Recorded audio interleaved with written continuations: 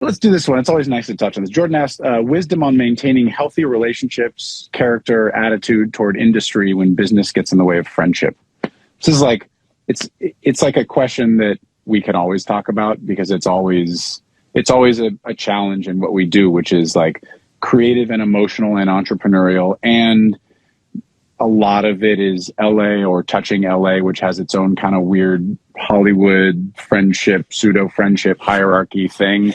I think it's, it's challenging. I don't know that, I have specific advice any more than we've talked about before, but friends you make through music, it's rare to become friends with someone like you, as good of friends as we are. Most of our music friendships are real friendships, but they're also partially work friendships, and they're also partially, they're based on, I imagine people who work corporate jobs, you hang out with John and Lisa at the water cooler. I don't know why I said John. Let's say Ted and Lisa at the water cooler.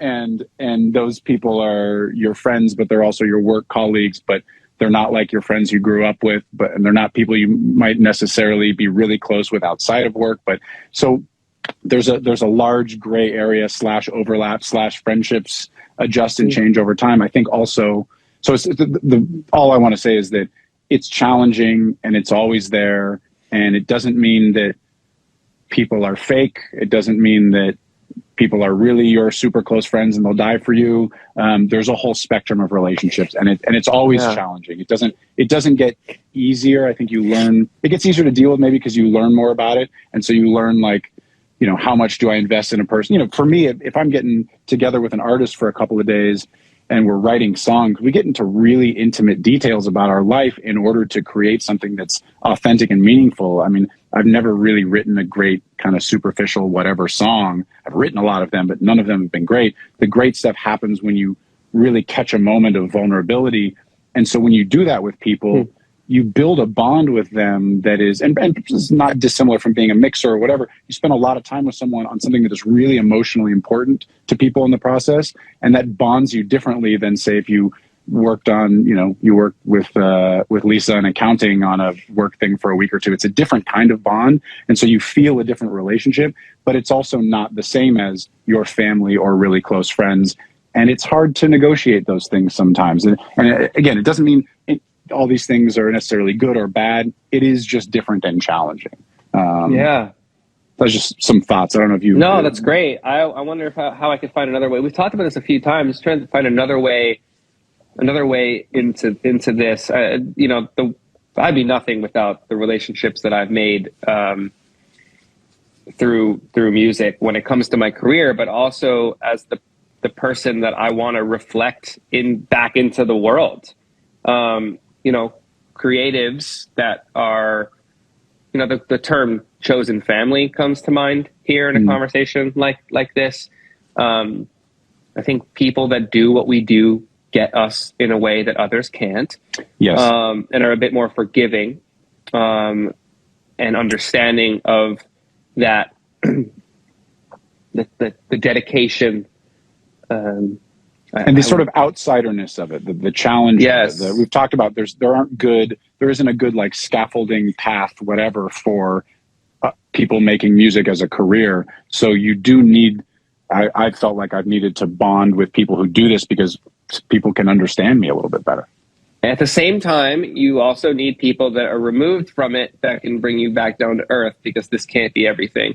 And, the idea that David White, that I love reading and listening to, talks about and I'm trying to really understand this, and I'm not quite there. I'm probably 5% of the way into understanding the difference between ambition and it turning into vocation at some point, where at some point ambition, never-ending ambition, probably turns to loneliness.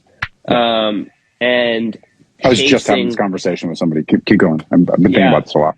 Yeah, I'd love to have an off-mic conversation with you over dinner about this, because I really don't fully understand it, because I'm still chasing the ambition. Me too.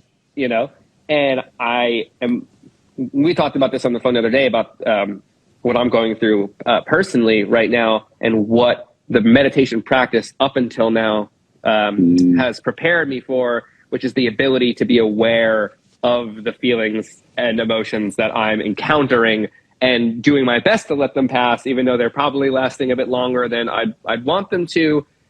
That's fine because I'm aware of that and I can even vocalize that and step back from it.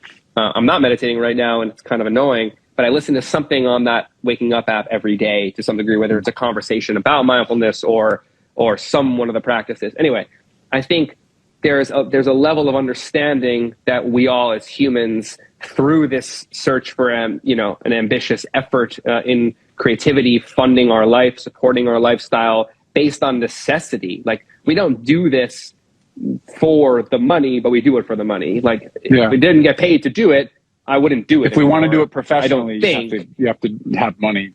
Yeah, as a compensation for your time. Yeah, but yet it's my favorite thing to do. I always say people, I did it for almost 20 years for no money.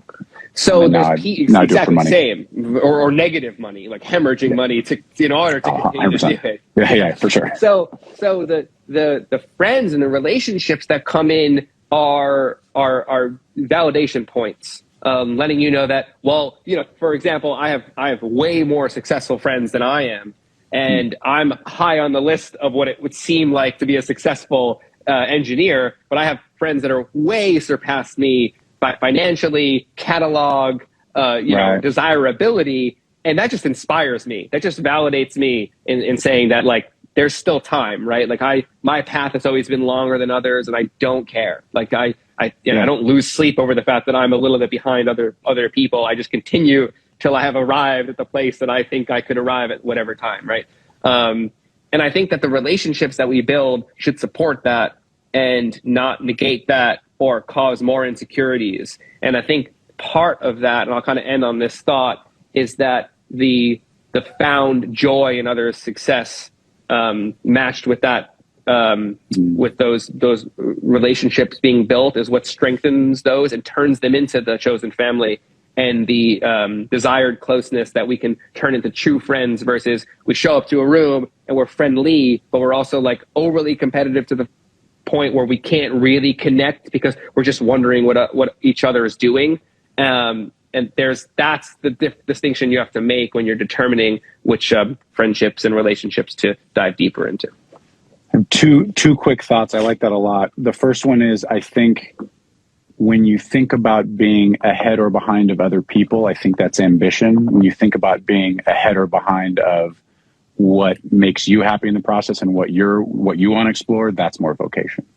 I think that's one of the distinctions. But I really am excited to talk to you more about that. I think about it a lot too.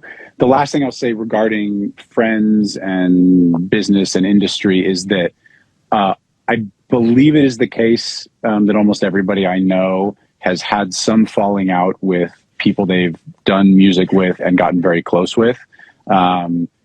It happens to everybody. It's going to happen to you. If it hasn't already happened to you, it'll happen to you more. It's kind of the way things go when you're dealing with lots of ambition, lots of vulnerability and personality, and potentially lots and lots of money and pop culture visibility and hierarchies.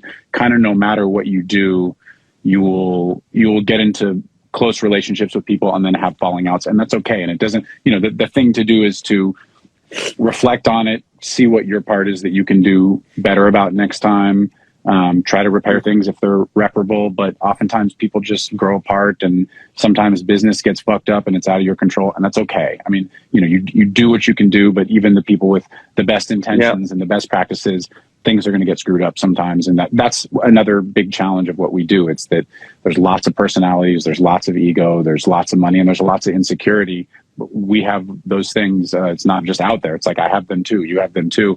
And it's much more challenging than just saying, cool, you got to show up at 9 and then you punch out at 5 and then you just work your way up the corporate ladder. There's a big emotional and entrepreneurial component that makes it very challenging. And it's okay when things don't go well. It's going to happen to everybody. Boom. Thanks for watching. Just a reminder, all of this content is free. There's no secret knowledge here. There's no Patreon. We don't read ads. We don't have sponsors. We're just trying to build a knowledge base. All that we ask in return is that you share it with somebody. Thanks so much.